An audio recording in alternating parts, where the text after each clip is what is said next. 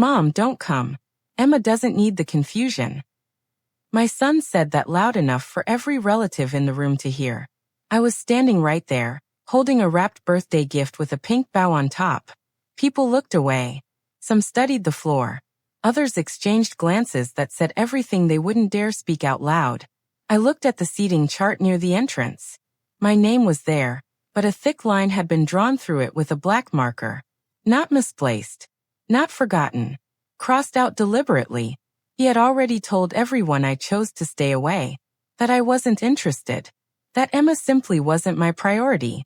Then, from across the crowded room, a small voice cut through all of it. "Grandma, is that really you? My name is Rachel Carter. I'm 36 years old, and I work as a school librarian in a quiet town where everybody knows your name, but not always your truth. I've never chased money or status. I bring homemade soup to sick neighbors. I read to kids who struggle with words because I believe stories can save people." Before everything changed, my son Daniel and I were genuinely close. Sunday calls. Holiday visits. Real conversation. When he married Carla, I welcomed her warmly. I tried hard to belong in their new life. But slowly something shifted. The calls stopped. The visits disappeared. I told myself it was natural distance. I gave them space. Then Emma was born, and everything I hoped for felt suddenly possible again. I dreamed about reading her bedtime stories, teaching her to bake, showing her how to press flowers between the pages of heavy books. I wasn't rich or glamorous, but I had something they never expected me to have. What followed were years of confusion, unanswered calls, packages returned without explanation. I kept reaching out. I kept trying. I had no idea how deep the lie actually went. If you've ever been pushed out of a family relationship by someone who rewrote your role in it, you already know this specific pain. Subscribe if you've ever been underestimated or excluded. And click hype before we continue so this story can reach someone who needs it today. I found out about Emma's birthday party through a tagged photo on social media. Not a phone call. A public post from a cousin. Getting ready for Emma's big day. Pink and gold balloons. 5 candles on the cake. 2 days before the party, Daniel sent a vague message. "If you want to come by for a little while, that should be fine." I bought a gift and I went. The moment I walked in, the room changed.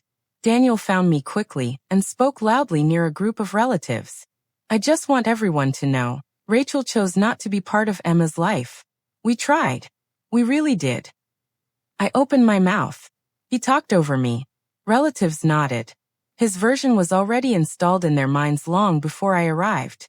Emma stood near the cake table, watching me with wide, uncertain eyes. Someone had already told her a story about her grandmother. I could see her trying to match that story to the woman standing in front of her. Then I overheard Daniel telling his aunt that my birthday cards had simply never arrived, because I never sent them. I felt something cold move through my chest, because I had sent cards. Every single year. With letters inside. With small gifts carefully packed. He hadn't lost them. He had intercepted every one. The first betrayal I confirmed was the birthday cards. I had kept every post office receipt for every package I ever sent Emma. Delivery confirmations showed they arrived. But Emma had never seen a single one. The second betrayal came through family conversations I wasn't meant to hear. Daniel had been telling relatives for years that I chose career over family. That I was too busy for a grandchild. People believed him because he said it with confidence, and confidence often sounds like truth. The third betrayal was the most deliberate. I had been quietly blocked from school events and family group chats. Someone had to actively remove me each time.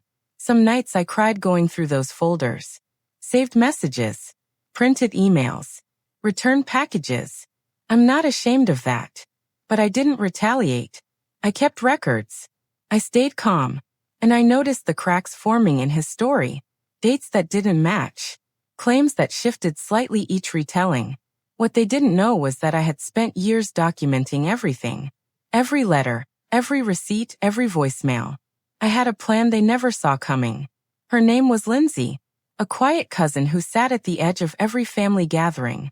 She reached out to me privately 3 months after the birthday party. We met for coffee. The bakery smelled like warm vanilla and strong espresso. Lindsay wrapped both hands around her mug and said, "I don't think what I've been hearing adds up. You look like someone who hadn't been allowed to show up, not someone who chose to stay away."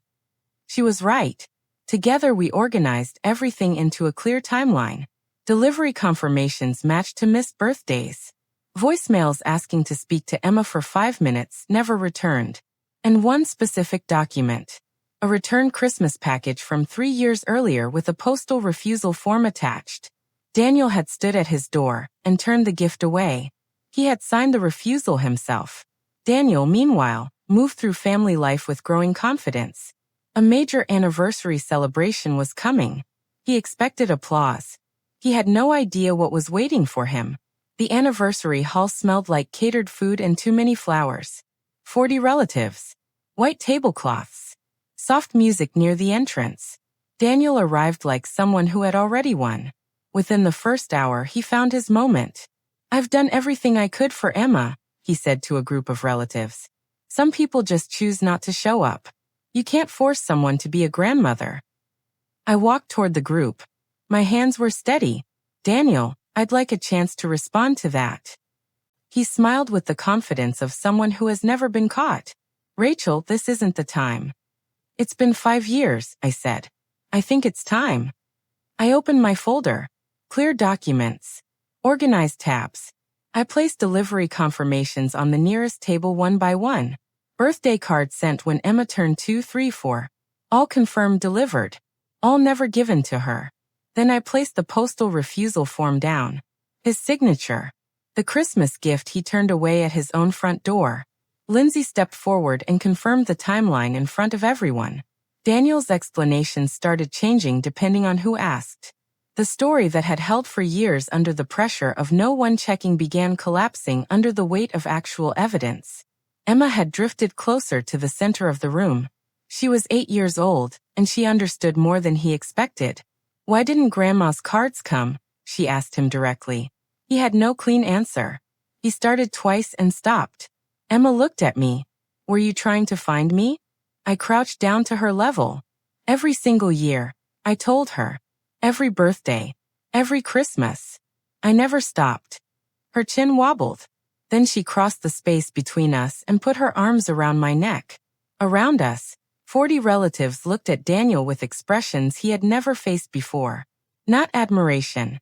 Just quiet, patient accountability. I don't chase approval from people who doubted me anymore. That need left me in that event hall, and I haven't missed it once. Emma and I meet on Saturday mornings at the library. She picks books. I make hot chocolate. We sit together and read. She asks good questions. She has strong opinions already, at 8 years old. I love that about her. Some relatives have apologized. I accepted each one without conditions because resentment is too heavy a thing to carry into a new beginning. Real love survives returned packages and crossed out names and years of separation. It survives because it was never built on conditions. A lie can block a door for years, but the truth only needs one moment to walk through it. If you've ever been kept away from someone you loved, share your story in the comments. Let someone else know they are not alone. Subscribe, click hype, and thank you for listening. Your voice may be exactly what another person needs to hear today.